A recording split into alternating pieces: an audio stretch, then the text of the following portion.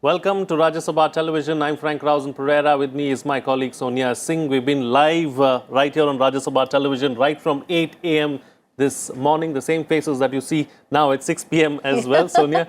So we've been live from 8 a.m. We've been bringing you the numbers. We've been deciphering the budget for you. We've been talking about what's in it for you, what's in it for me, and what's in it for everyone else as well. And we'll continue to do that over the next 4 hours or so, and we will talk about the political message from the budget over the next 1 hour. Sonia जी, पिछले कुछ समय से हम आपको लगातार बता रहे हैं कि किसको क्या मिला है, किस सेक्टर को कितना फायदा होने वाला है, कृषि क्षेत्र को क्या-क्या रेवड़ियां बांटी गई हैं, रोजगार सृजन में क्या चीजें मदद करेंगी, वो सब चीजें हम लगातार आपको बता रहे हैं। अब इस बार हम आपको बताएंगे कि क्या राजनीतिक संदेश इसका दिया जा रहा है, लेकिन शुरुआत करते हैं हेडलाइन से।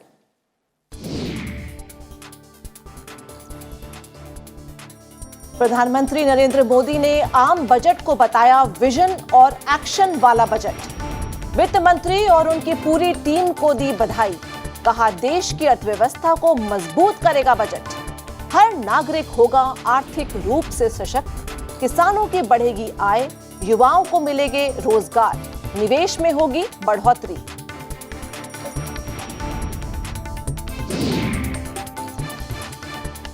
वित्त मंत्री निर्मला सीतारमण ने आम बजट में करदाताओं के लिए की नए टैक्स स्लैब की घोषणा। नई आयकर व्यवस्था में मध्यम वर्ग को बड़ी राहत। 5 लाख रुपए तक आमदनी पर कोई टैक्स नहीं।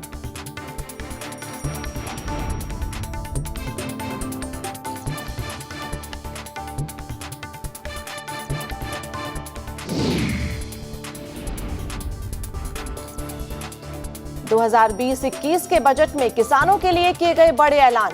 पशुपालन, भंडारण, नीली अर्थव्यवस्था और किसानों की आमदनी बढ़ाने के लिए 16 सूत्री कार्य योजना पर जोर।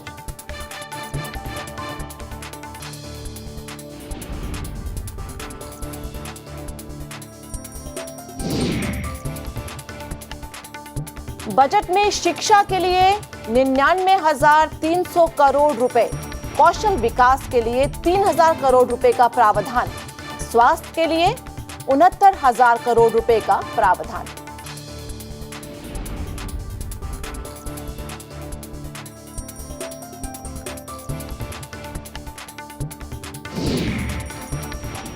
वित्तीय क्षेत्र में पूंजी का प्रवाह बढ़ाने के लिए वित्त मंत्री निर्मला सीतारमण ने बैंकिंग क्षेत्र, वित्तीय बाजार और अवसंरचना में की अनेक सुधारों की शुरुआत। आईपीओ लाकर एलआईसी में अपने शेयर बेचेगी सरकार। $6 ट्रिलियन की अर्थव्यवस्था हासिल करने की कोशिशों के लिए वित्तीय ढांचा होना चाहिए मजबूत, ऐसा कहा गया।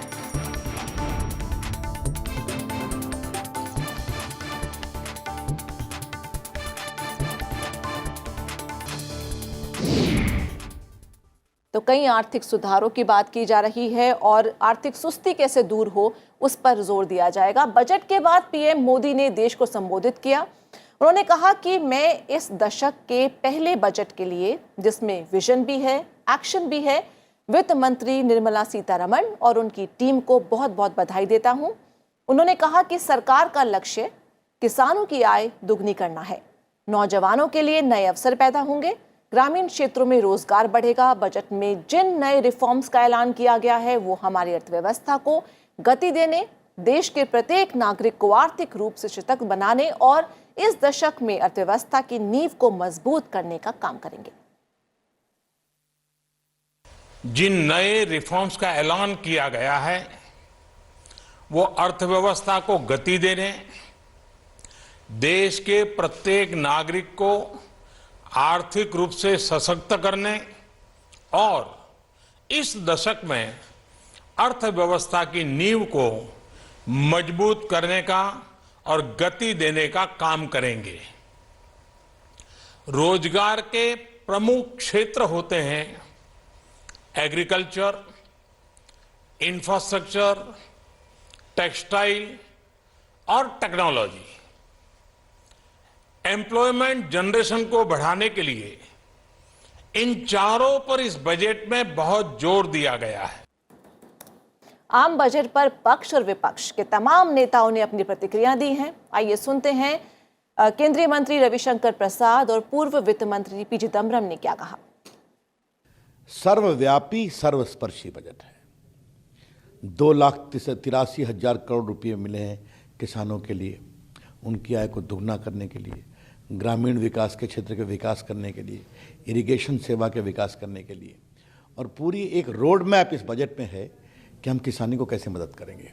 जो न्यू इकोनॉमी की चिंता की गई है आर्टिफिशियल इंटेलिजेंस टेक्नोलॉजी के क्षेत्र में, मैं देश के आईटी मंत्री के रूप में बहुत ही प्रसन्न हूँ कि इस पर बहुत जोर दिया है कि इस तरह गाँव को और ऑप्टिकल फाइबर से जोड़ा जाए जो बचे हुए गाँव हैं। Personal income tax relief is concerned, of course, we would welcome any relief given to the income tax payers in the lower brackets.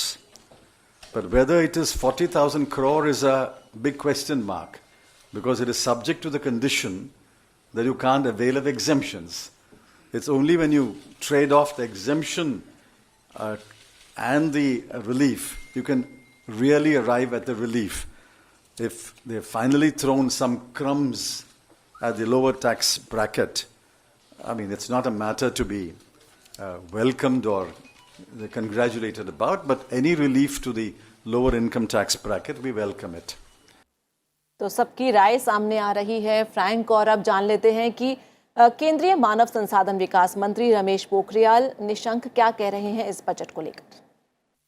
Pokhriyal ji, sir किस तरह का बजट देखते हैं आप शिक्षा के? ऐतिहासिक है, सभी वर्गों का, सभी क्षेत्रों का और विविध आयामों से भरा ये ऐतिहासिक बजट है। और विशेष करके शिक्षा के क्षेत्र में, स्कूली और उच्च शिक्षा में जिस तरीके से 1 लाख करोड़ से भी अधिक का प्रावधान किया और हिपा अतिरिक्त है, मैं समझता हूँ प्रधानमंत्री जी का और वित्त मंत्री जी का आभार प्रकट कर रहा हूँ।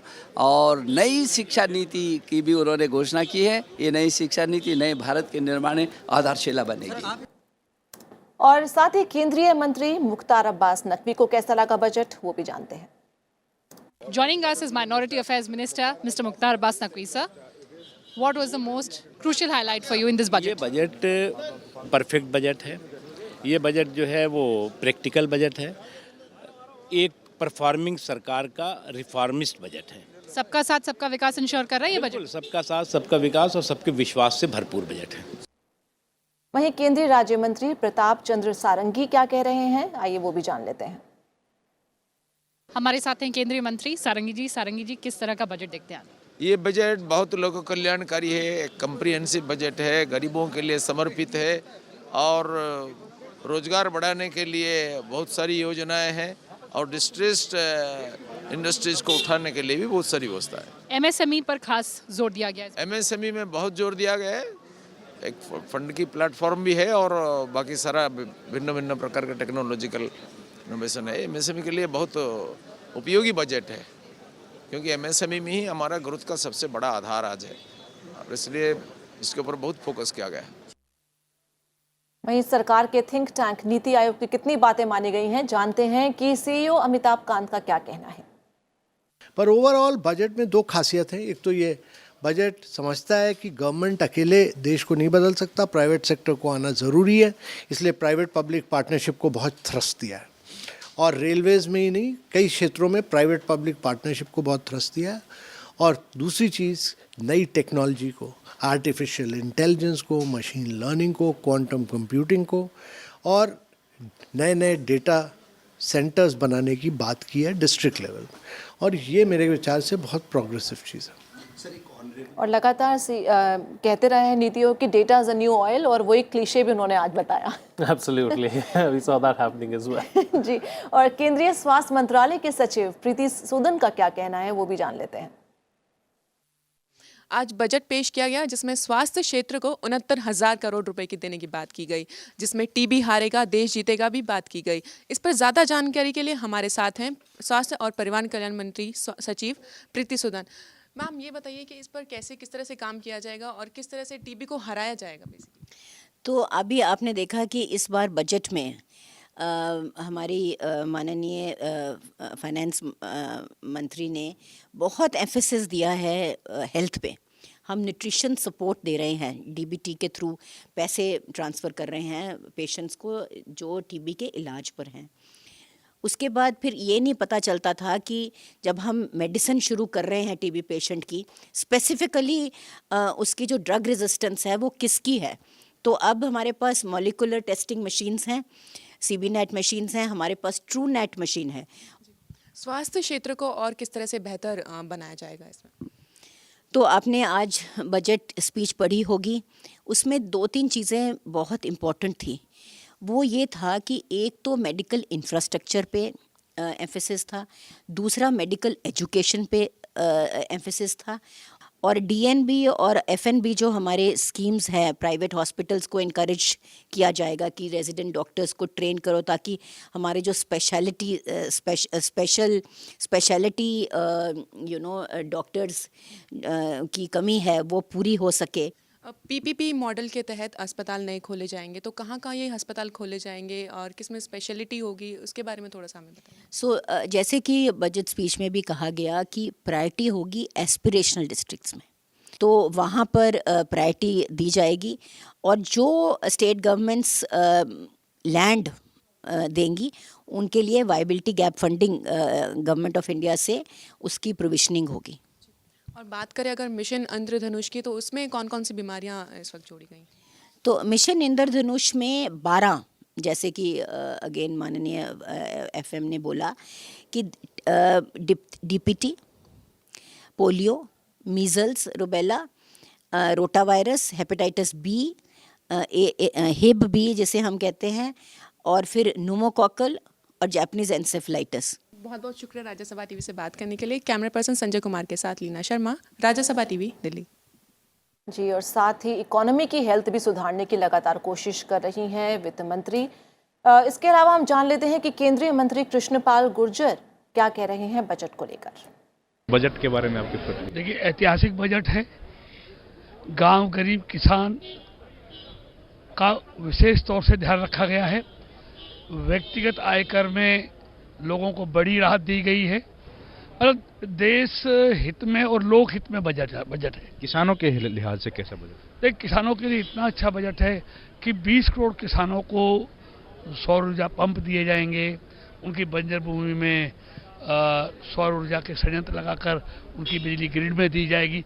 ऐसे किसानों की आमदनी 2022 तक दोगुनी हो, उसके लिए इस बजट में प्रावधान किए। तो आपके लिहाज से सर्वस्पर्शी budget?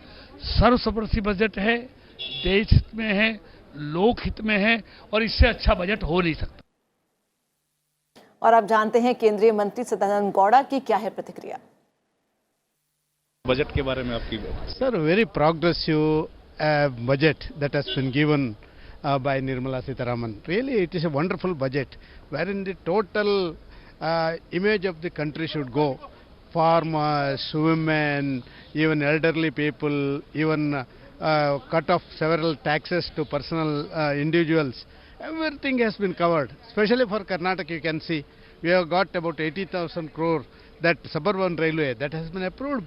It's a really the people of Karnataka are very thankful to the Honorable Prime Minister and the Finance Minister. Even an express corridor from Chennai to Bangalore, that is also, these are the areas of concern. Agricultural has given more than 3 lakh crores. There is a very great infrastructure, more than 1.2 lakh crores for infrastructure in the coming 5 years. So totally it is very progressive, and certainly it will be give a big boost. I think that the growth, GDP growth will go high because of the various initiations taken by the Prime Minister and Finance Minister in the budget. Income tax slabs में भी कुछ? Yeah, it is certainly. See, people, they feel that yes, because of this small inflation and all that need to be taken care of. That has been taken care of. Even every individual who is paying income tax earlier, he has been relaxation. These are good budget. It is an extremely good budget. There you have it, Sonia. We heard what all the union ministers, in fact, had to say as far as the budget is concerned. Everyone giving it a thumbs up and saying that it's a historic budget. Is what सोने पे सुहागा भी exactly बोला है. exactly. All right, let's take the discussion forward now and speak to our panelists here in our studio and talk about what the political message really is from this particular budget. Let's not forget the budget document at the end of the day carries a strong political message as well. In the past, we have seen that, and today too, there were a few political messages that were carried out in this budget document as well. We'll talk about that with our panelists here. Shivaji Sarkar, senior journalist, joins us on the program today. Also with us, Bhanuchandar Nagarajan, former consultant, the World Bank, and Jatin Gandhi, senior journalist as well. Thank you, gentlemen, for joining us this evening to talk about this particular subject. Shivaji Sarkar, I'd like to begin the program or this part of the discussion with you, of course. Let's talk about the political message really and what stood out for you from a political point of view in today's budget. Now, you see, politically, if you ask me, now this government's main voter plank is the rural area, the farmers and the other rural community. So they have perhaps rightly focused on that, giving lots of sops to the farmers, the rural community, solar energy and all those kinds of things, whatever it is, they have given to them. Second plank is, of course, the corporate. Again, the corporate have been given lots of tax sops. Tax rates itself has been brought down, and in the PPP model they have been given lots of incentives so that they come and work with the government or can benefit from that, whether it is in the digital platforms. So that even if you say the railway Wi-Fi, naturally it can't be done all by the railways. So, or any other kind of digital platforms that they are talking about. So naturally the private sector is going to enormously benefit out of that. And then if you talk of, when you are talking of farmers, it is just not the tillers, even the fishermen, they have been given lots of sops. And what they have been given is 200 lakh crore for the fishing community. I think that's a big area, and because that is one area in the coastal area, we see that the politically, those linked to the government, they are gaining in that. And apart from that, some of the elections that are going to take place in the south, possibly it is also targeted at that.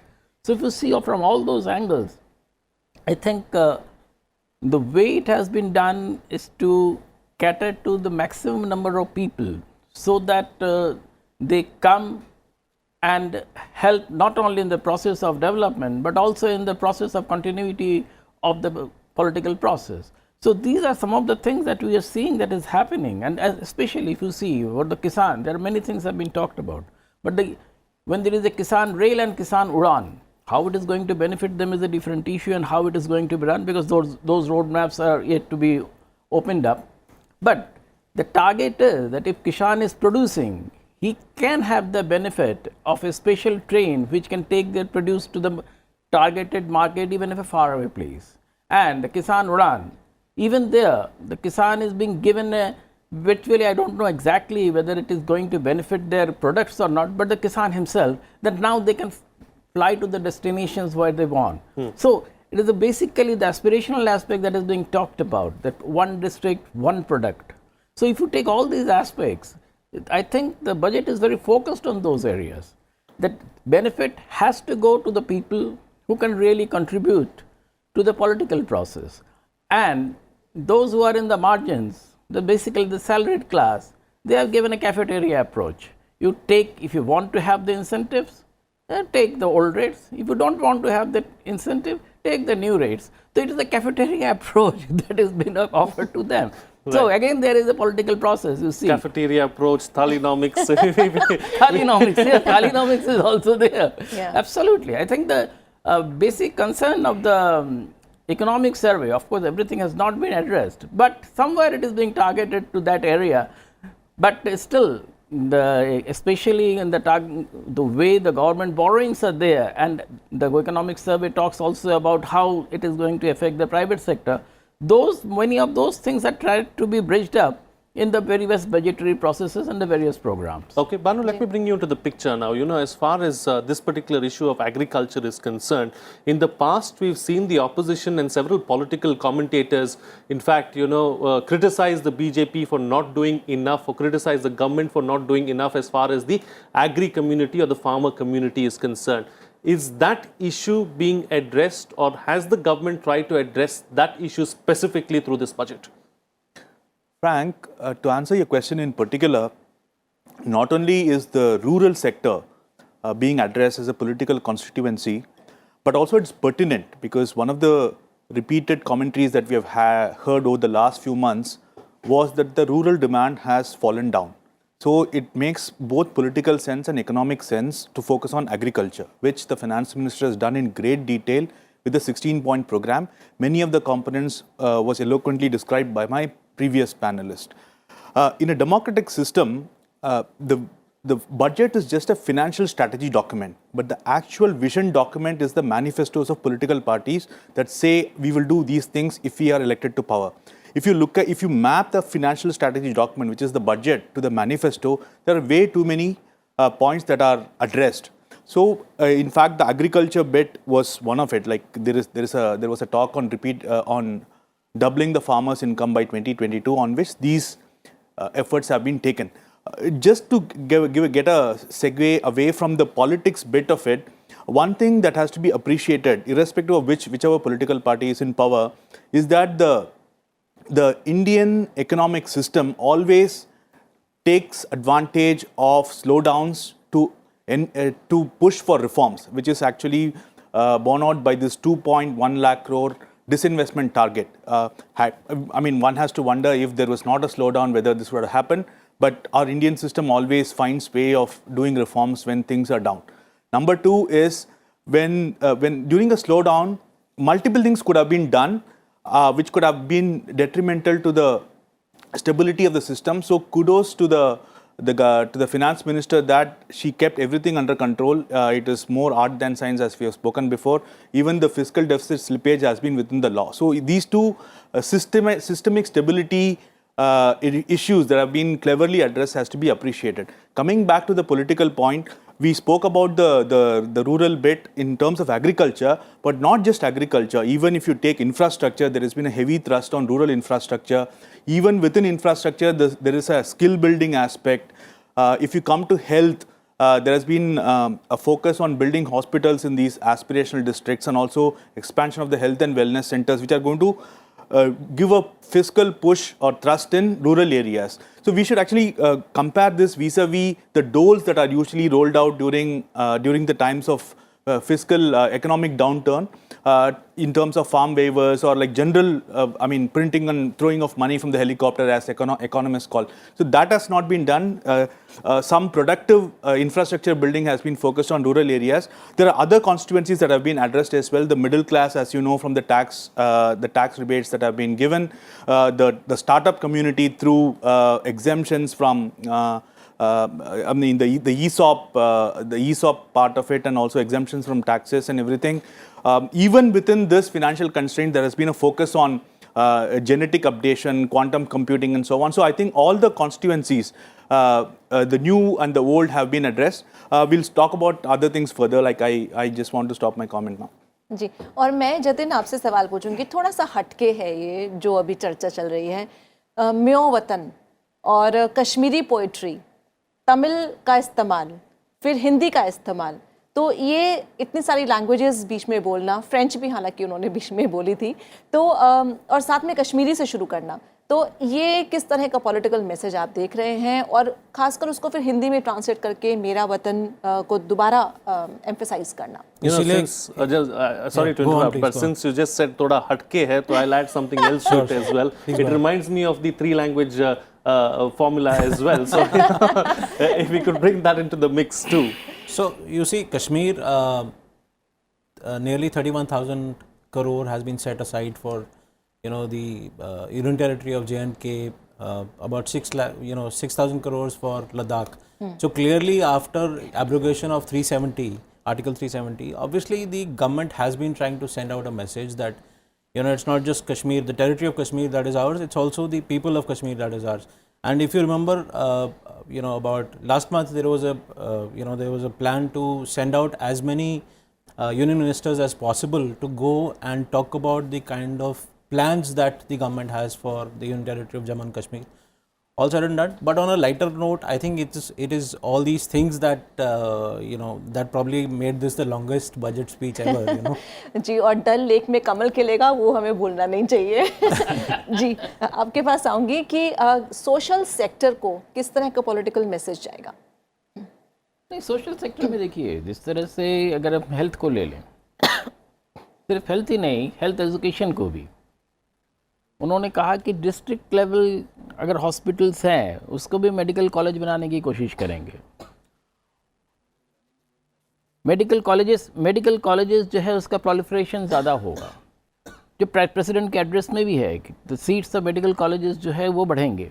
तो इन सारी चीज़ों को अगर आप देखें तो health का जो एस्पेक्ट है उसको दूर दूर तक गांव तक ले जाना, जो आयुष्मान भारत के उसमें जो है उन चीज़ों को आगे बढ़ाने की जो एक कोशिश की गई है, एक तो ये है। दूसरी चीज़ एजुकेशन की बात आप कर रहे थे।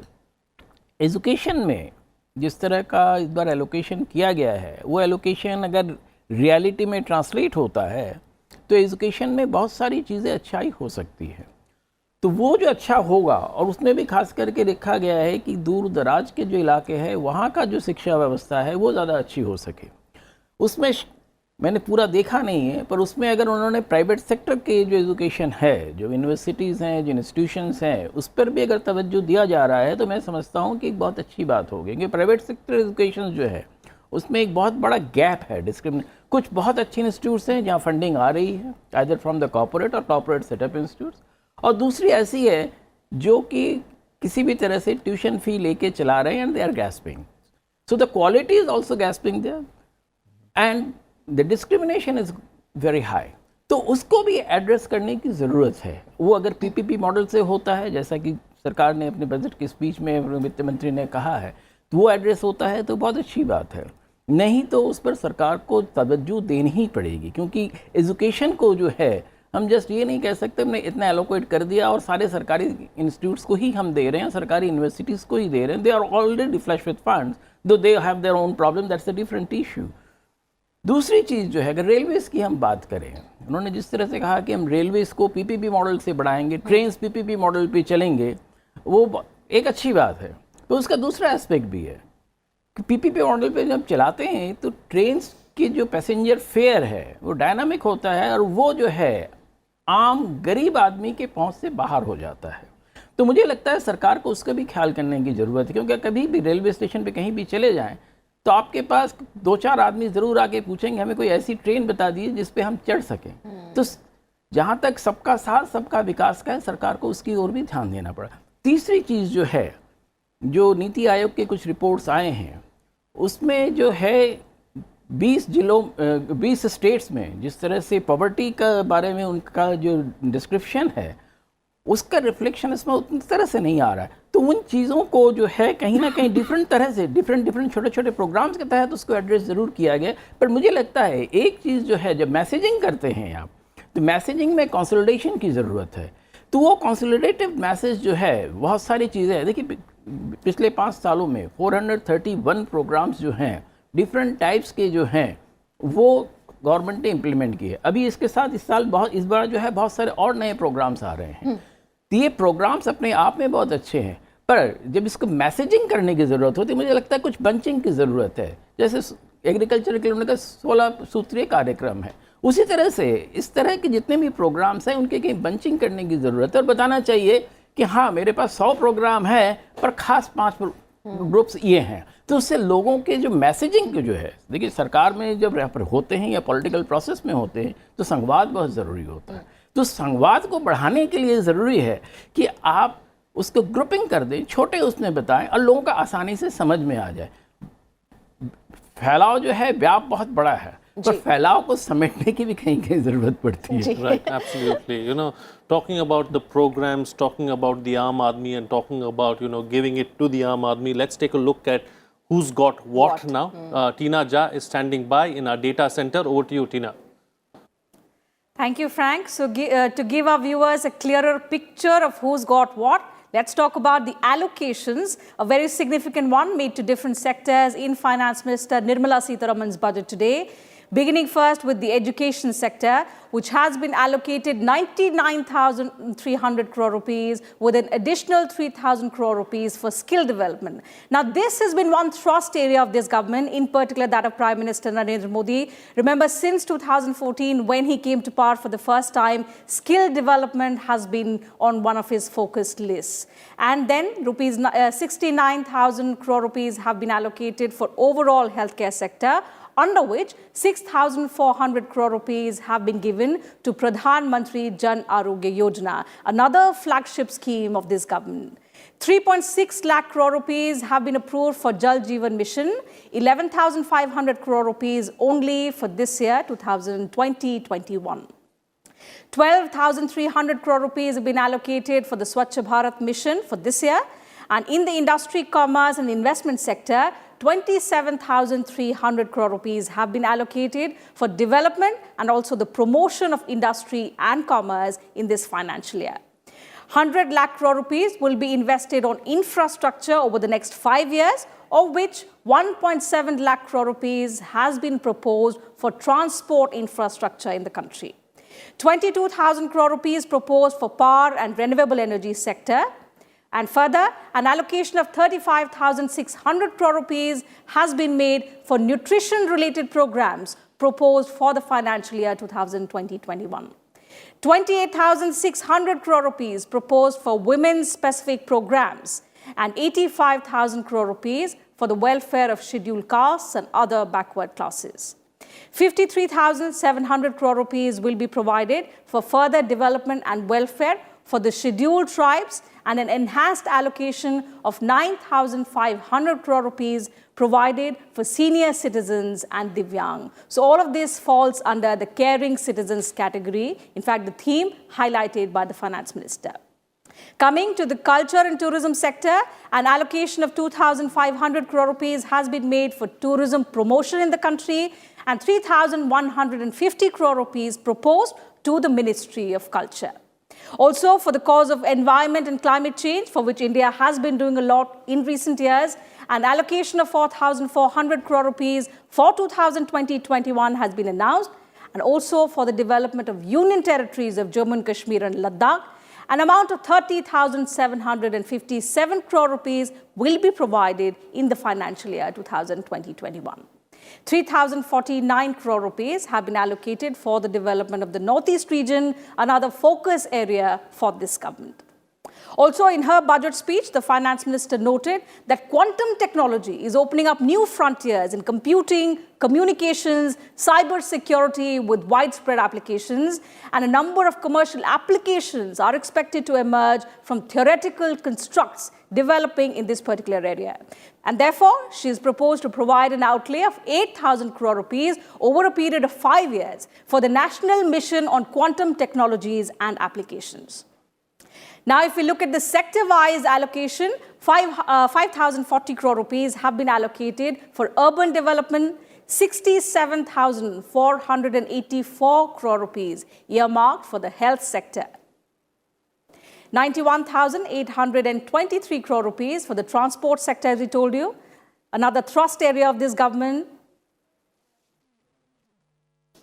So the health sector, if we talk about, the Prime Minister Jan Arogya Yojana has been one of the key focus areas of this government. Although several states have not implemented it, the earmarked amount is quite significant. 99,312 crore rupees have been allocated for the education sector, as we told you, 3,000 crore rupees only for skill development. 1,44,817 crores have been given to the Ministry of Rural Development for the financial year 2020-21. 1,54,775 crore rupees for agriculture and allied activities. So agriculture is one of the top focus areas for this government. A number of schemes have been announced, in particular Kisan Rail and Kisan Udan scheme have been given, and for which 1,54,775 crore rupees have been allocated to the agriculture and allied activities sector. 1,14,387 crore rupees have been given to the Ministry of Home Affairs, and an allocation of 3,23,053 crore rupees have been given to the defense sector. Besides, a sum of 100 crore rupees has been kept aside for preparations for the G20 presidency that India will be hosting in the year 2022. That's it from me, Frank here. Over to you. बहुत बहुत शुक्रिया टीना, आपने बताया कि किस परियोजना और किस तरह की जो आवंटन किए गए हैं उस सब के बारे में आपने बताया, लेकिन यहाँ पर हम और आगे बढ़कर ये देख रहे हैं कि किस तरह का पॉलिटिकल मैसेज या बाकी मैसेजेस दिए गए हैं और इंडिया इंक को क्या मैसेज दिए गए हैं। भानु, मैं आपसे जानना चाहूँगी कि जिस तरह से टैक्स टेररिज्म की बात कही, टैक्स चार्टर की बात कही, कंप्लायंसेस कम करने की बात कही, जो ट्रस्ट डेफिसिट एक आ रहा था, क्या वो कम होगा? Yes. So one of the complaints that has been laid by the corporate to the governments over the years, in fact over decades, has been that the government has a overweening controlling presence over the private sector. And over the past 5 years, which has been magnified, the message has been magnified in this budget, is that the private sector has to partner with the government in the progress of the country. Mr. Amitabh Kant also recently, you had played a clip a few minutes ago, he was stressing on that as well. In this regard, one of the biggest complaints that the private sector had against the government were pending regulations, pending cases, and things like that. So there has been an effort to actually attend to both of them. The ease of doing business, which has been a focus of this government over the last few years, has made tremendous progress. And in this case, there's an amnesty scheme, sort of a partial amnesty scheme on tax disputes. So these two things. But other than that, even for growth and development initiatives, the finance minister has said that has announced many PPP schemes, saying that the private sector has to participate in building of these infrastructure, and she has in fact announced viability gap funding for a couple of them as well. And the 103 lakh crore infrastructure plan will be impossible without the private sector. So I think the private sector is seen as a active participant. If you look at the corporate financial side of it, there has been the corporate tax cut which happened a few months ago. Adding to that, now there is a reform in the DDT, dividend distribution tax, and so on. So I think the corporate sector will be quite happy, I guess, with what is there. And as I mentioned before, there was an opportunity to do so many things because we are in the midst of a downturn, but there has been a lot of sanity that has gone into keeping the fiscal deficit numbers within the bound that is legally allowed. So I think the platform for growth or stable, solid growth has been laid. So let's see how the private sector responds. जी, और इसके साथ ही जो middle class है वो कह रही थी कि कुछ करो ना, तो कुछ किया तो है। जतिन, ये बताएं कि ये चीज़ क्लियर अभी नहीं समझ में आ रही है कि ये जो नए टैक्सेस का उन्होंने रेट बताए हैं और कहा है कि जितने भी एग्जेम्पशंस थी वो सब आप हटा दीजिए, तो क्या चक्कर है कि क्या आप सेविंग्स कल्चर ख़त्म कर रहे हैं? क्या आप उसको डिस्करेज करना चाहते हैं सेविंग्स को? उसके पीछे क्या रीज़न हो सकता है? देखिए, एक इस बजट से उम्मीद की जा रही थी कि कुछ फाइनेंशियल स्टिमुलस आएगा, पर उसका जो जिम्मेवारी है वो डाल दी गई है एक तो कॉर्पोरेट सेक्टर पे, जैसे भानु कह रहे थे कि उनको एक्टिव पार्टनर बनाया गया है, और दूसरा अभी जो टैक्स पेइंग क्लासेस हैं फ्रैंकली उनके लिए कोई इतना ज़्यादा रिलीफ इसमें है नहीं। सिर्फ इतना है कि हाँ, अगर आप सेव ना करके, एग्जाम्पशंस ना क्लेम करके अगर आप खर्च करते हैं तो वो पैसा इकोनॉमी में आएगा। और दूसरा, जहाँ तक पॉलिटिकल मैसेजेस की बात है, क्योंकि बीजेपी के बारे में आज से 7-8 साल पहले माना जाता था कि ये अर्बन मिडिल क्लास की पार्टी है और जो छोटे दुकानदार हैं ब्राह्मण बनिया पार्टी कहा जाता था, लेकिन बीजेपी अब अम्ब्रेला पार्टी बन गई है, सबसे बड़ी पार्टी देश की बन गई है, कांग्रेस को कहीं पीछे छोड़ दिया है। तो जो नए कॉन्स्टिट्यूएंट्स बीजेपी की इलेक्टोरेट में जुड़े हैं उन सबको के लिए इसमें प्रावधान किया गया है। आप देखिए, जैसे 1.4 लाख करोड़ जो है SCs, STs, OBCs इनके जो प्रोग्राम हैं उनके लिए प्रावधान किया गया है। फिर नॉर्थ ईस्ट के लिए प्रावधान किया गया है, JNK लद्दाख के लिए मैंने आपको बताया अलग से जैसे किया गया है। तो अभी जो मिडिल क्लास है उनके लिए ऐसा कोई रिलीफ नहीं है। उनके लिए मैसेज ये है कि अगर आपकी आय एक थ्रेशोल्ड से ऊपर है तो अभी आपको मेहनत करनी पड़ेगी, आपका टैक्स पे करना पड़ेगा, लेकिन बाकी लोगों को अभी हम उन पे ध्यान दे रहे हैं। जी, and another thing was that the traders have been pretty upset about the e-commerce companies and they've been pretty vocal about it. Any message given to them?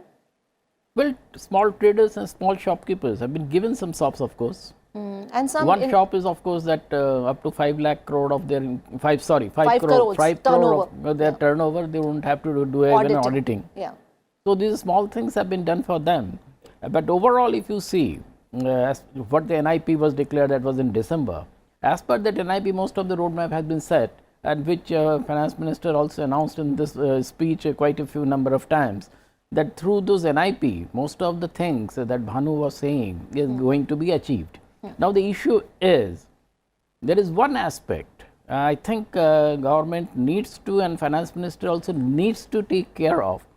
That is, there has been from almost all the sectors, especially the truck operators, they have been often complaining, and that complaint has not stopped yet despite various steps that have been taken in the road sector. And they say that this toll gates must be removed. So government need to take a look at that. If it removes, actually doesn't government loses nothing, because through various other cess and other kind of things, government is having more than 1 lakh crore rupees of money for that purpose. And if you look at the entire road sector project, it doesn't go, if you take Gram Sadak Yojana or the NHI or others, it doesn't go beyond 1 lakh crore rupees.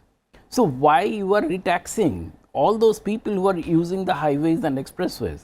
If you smoothen it out, as they have been demanding, that would give a better political messaging that the roads movement is free for everybody, and that will give a turnover to the entire economy. I think government needs to look at that. There has been 2 years back also, in one company, there was 91,000 crore, virtually they lost it and the company collapsed. So these are some of the issues they need to look at and give a better messaging. They have done a very good messaging in many ways.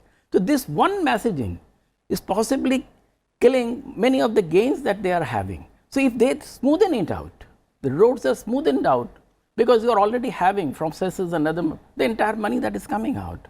So it should not be made an issue of realizing revenue. Revenue realization should be different, and giving basic speed to the economy should be different. So that one aspect they have to look at. Not only that, there are many other aspects you see. The corporates, some of the things they have got, but not everything they have got. Now it is very necessary. You see, many people will crib that they have been given a 22% tax slab and 14% for the new operators, and crib it, but they should not. You see, the corporates are equally in problems, and if we give these kind of benefits to them, it is definitely going to find its place in the overall economic growth. That kind of thing must be looked at and done. So corporates, that tax terror that you were talking about, I think it is a very good messaging to the entire, that you see the government cares for them. But the government has to extend that to even individual taxpayers. And it has to see this cafeteria approach, I think, is going to create a kind of a confusion. So good messaging by one small thing can lead to something else. So that shouldn't happen. Now, of course, the time is there. Once the budget is placed, there is discussion and there are chances for amending it. So government should look at that, it should amend it. And what he was talking just now about incentivizing savings. You see, Indian economy for the last 50 years have been growing on individual savings. For the last few years, it has come down by almost 5 to 6%. So it is not desirable, because Indians' savings, that is the biggest asset we have seen through some of the crisis periods. When the world economy collapsed, say in 91 when the Soviet Union collapsed, 97 when the Southeast Asia collapsed, or even 2007 when there was a subprime crashing across the Western world, Indian economy thrived because of these reasons. So these are the basic core strength of Indian culture that must be reinforced, so that the government, this government, when it talks of Indus Valley civilization, that cultural pattern should continue, and the growth that we are seeing and we want, that can be really multiplied, because once your aim is Antyodaya, the last man, for the last man, we have to be slightly more considerate. Okay. And Bhanu, I'm going to come to you now. We've talked about corporates, we've talked about disposable income when it comes to household. Another thing, cleaning the system, and cleaning the air. We've been seeing ailments, respiratory ones, and till now it was only till North India that the pollution was increasing, but now it has gone even to the central part of India. इस budget में environment को लेकर आपको क्या लगा? In fact, one of the biggest thrusts of this budget when it comes to infrastructure is in solar power. This is probably found inspiration from what Prime Minister Modi did when he was Chief Minister of Gujarat, when along the rivers and canals, solar cells were installed so that the evaporation could stop as well. So there is under the PM Kusum Yojana, there has been quite a bit of thrust on solar power. Fallow lands are going to be used in solar power, and there are going to be incentives to farmers to use solar power for motors and power generators. So that is the biggest thrust in terms of environment is concerned, and also like we spoke about the Paris Agreement and how we have been we are being a leader at the global stage as far as environment and climate change is concerned. So quite a bit of that has been touched as well. When it comes to health, like the Secretary Ms. Sudan was mentioning, there is a renewed focus on tuberculosis eradication, and hopefully, like we get done with that scourge in another 3-4 years. So in terms of human capital development, not only in education, not only in health, but also in education, there has been quite a bit of thrust. Last time, the budget for education was around 93,000 crores. Now it is almost 1 lakh crore. So that is a substantial increase in outlay. But the interesting bit would be to see how much of the new education policy recommendations are going to be implemented with the extra 7,000 crores that the government has allocated. So that will be the interesting thing to watch. There has been focus on online education and online degrees, which is very impressive, because we want to increase our gross enrollment ratio from 25 to 33 over the period of next few years. This online programs and certification will be a very useful tool. This will make not only courses easy to access for students that are already there, but even for people who are out of school, they can participate in this and become very productive. So the thing is, all of this is going to improve the human capital of India. Once our human capital is set, they'll be more productive members of the society. The productivity of the economy will improve. And given the technology platforms that we have, people from remotest parts of India can connect to the global market through technology. So given this, and also very importantly, the thrust on Beti Bachao, Beti Padhao, like our women, our girl children have been now, like, they are surpassing men, which is probably the best news that would make any Indian happy, that came out of the budget today. So that is also like one of the indicators that is holding back India's growth is what is called the female labor force participation, which is actually quite abysmal. It is around 20 or something in India, while in China it is 63. So all of this productivity improvements, human capital investments are going to help us in the long run in terms of economic growth. जी, और साथ ही जतिन, आप ये बताएं कि जिस तरह से बानू भी बोल रहे थे कि ऑनलाइन कोर्सेज, यानी कि एक नई चीज़, अभी तक डेटा काफ़ी सस्ता मिल रहा है, उसको एक अच्छी चीज़ के लिए इस्तेमाल किया जाए। ऑनलाइन कोर्सेज में आपको ऑनलाइन पढ़ाई कीजिए और डिग्री लीजिए। कई लोग एजुकेशन के कॉस्ट नहीं पे कर पाते हैं। तो ये एक लाइन जो एफएम ने आज बोली कि new economy disturbs traditional business model, तो ये किस नई इकोनॉमी की तरफ की बात कर रहे हैं? और जिस तरह से हमने देखा है, कुछ सेक्टर्स में काफ़ी कम ग्रोथ रही है, लेकिन कुछ सेक्टर्स ने बहुत अच्छा किया है, जो नई इकोनॉमी वाले सेक्टर्स हैं। तो क्या ये एक मैसेज है कि अब नया इकोनॉमी जो है उस पर ध्यान दीजिए, स्टार्टअप्स और शुरू कीजिए और कुछ आउट ऑफ द बॉक्स सोचिए? देखिए, जो सिलिकॉन वैली, वो इंडियंस वहाँ बैठ के हमारे चलाते हैं, और ये एआई, मशीन लर्निंग, ब्लॉकचेन, ये नई टेक्नोलॉजीज़ हैं जिस पर नीति आयोग भी काम कर रहा है। तो इसको अगर हम अभी से ग्रास्प कर लेंगे, जैसे पीएम ने बोला कि ये इस डेकेड का पहला बजट है, इस दशक का पहला बजट है, तो इस दशक की तैयारी इस बजट में नज़र आनी चाहिए। तो उसके लिए कुछ प्रावधान किए गए हैं। उसी वजह से जैसे अब उन्होंने एक एजुकेशन की आपने बात की, तो अब अफ्रीका और एशियन कंट्रीज से जो लोग यहाँ आके पढ़ना चाहते हैं, उनके लिए स्पेशल एग्ज़ाम इंट्रोड्यूस करने का। तो जिस प्रकार से यूरोप, यूके, यूएस जो हैं एक एजुकेशन डेस्टिनेशंस है, उसके बाद ऑस्ट्रेलिया बन गया, सिंगापुर है, हांगकांग है, स्टडी इन इंडिया। तो ये सब जो है, जब पुराने बिजनेस मॉडल्स कोलैप्स करेंगे, तो उनको रिप्लेस करने के लिए जो नई चीज़ें चाहिए, उस पर काम किया जा रहा है। ज़रूर एग्रीकल्चर और रूरल डेवलपमेंट पर तवज्जो दी गई है। तकरीबन 3 लाख करोड़ रुपया वहाँ पे खर्च होगा, लेकिन इसका मतलब ये नहीं है कि क्योंकि देखिए जो तकरीबन 2/3 पॉपुलेशन जो है हमारी, वो तकरीबन 16-17%, 18% जीडीपी को कंट्रीब्यूट करती है। तो उनको उस गुर्बत से, उस गरीबी से निकालना ज़रूरी है, लेकिन जो हमारा दूसरा एरियाज़ हैं उनको भी भूल जाना नहीं है, ऐसा नहीं है। तो मुझे लगता है ये जो मशीन लर्निंग और एआई पे फोकस की बात की है, ये एक लॉन्ग टर्म इसको फॉलो अप करना पड़ेगा और ये अच्छी शुरुआत है मेरे हिसाब से। जी, और इकोनॉमिक सर्वे में जिस तरह से बताया गया था कि अगर भारत से अमेरिका सामान भेजना हो तो 41 डेज लगते हैं, जिसमें से 19 दिन तो भारत के पोर्ट पे ही लग जाते हैं। इस तरह के जो रेड टेपिज्म है उन्हें ख़त्म करना चाहिए, ये इकोनॉमिक सर्वे में कहा गया था। एक और चीज़ जो लगातार सवाल उठ रहे हैं कि इन्वेस्टमेंट करना भारत में आसान इतना नहीं है, बहुत सारे क्लियरेंसेस लेने पड़ते हैं, बहुत समय लगता है। आज बजट में कहा गया इन्वेस्टमेंट क्लियरेंस सेल के बारे में, तो ये भी एक संदेश देने की बात की गई है। बिल्कुल, ये संदेश देने की बात की गई और आज पहली बार नहीं की जा रही। मेरे ख्याल में पिछले 20 सालों में कई बार किया गया, कहीं ना कहीं कोई ना कोई अड़चन आती है, वो ठीक से जिस तरह से सरकार चाहती है उस तरह से नहीं हो पाती है। आज उसको रीइटरेट किया गया है कि एक न्यू इन्वेस्टमेंट सेल बनाया जाए जिसके ज़रिए जो इन्वेस्टमेंट का प्रोसेस है आसान हो जाए। पर अगर इकोनॉमिक सर्वे की आप बात करें तो चीफ इकोनॉमिस्ट जो कहते हैं कि हमारे देश में अगर कोई आप उद्योग शुरू करना चाहते हैं तो 18 दिन लगते हैं। 18 दिन का मतलब नहीं है एक महीने में 18 दिन, 18 working days spread over many months perhaps.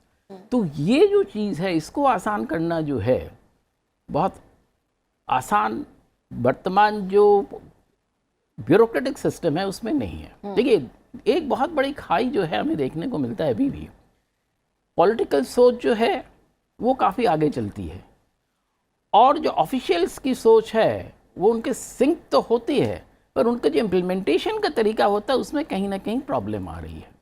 और इस देश में अगर आप देखें जो बहुत से जो डिस्कॉन्टेंट होते हैं वो इस वजह से होते हैं कि दोनों में सिंक नहीं है।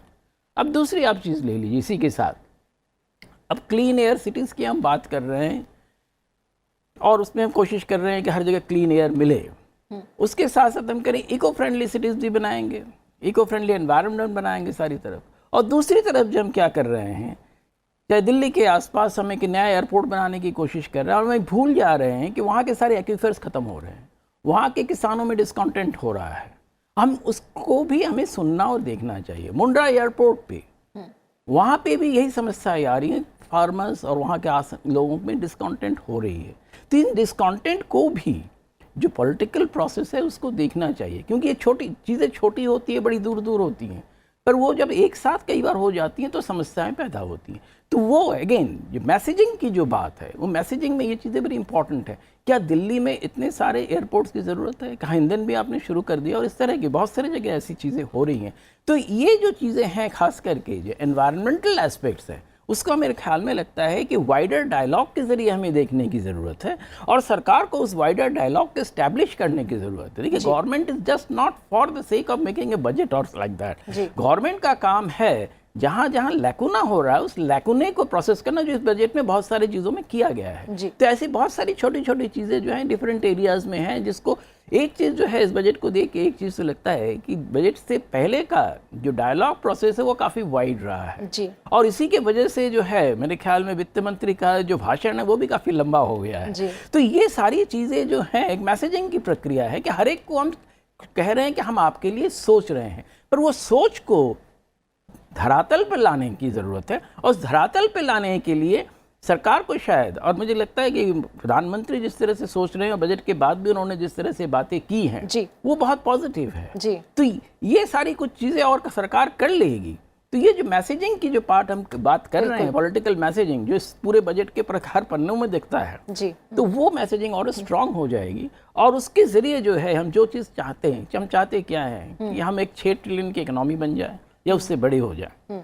तो यानी कि जो लगातार वार्तालाप करने की ज़रूरत है, अपने कान खुले रखने की ज़रूरत है और लोगों की बात सुनने की ज़रूरत है, और कॉरपोरेट्स जो कह रहे हैं उनकी भी जो कंसर्न्स हैं उनको देखने की ज़रूरत है और उस पर काम करने की भी ज़रूरत है। बहुत बहुत शुक्रिया, आप स्टूडियो में आए और आपने चर्चा की और हमें मैसेज, जो पॉलिटिकल मैसेज और साथ ही सब सेक्टर्स को मैसेज है वो हमें दिया। राज्यसभा टीवी पर हम लगातार आपको बजट की स्पेशल कवरेज दिखा रहे हैं, आप देखते रहिए राज्यसभा टीवी।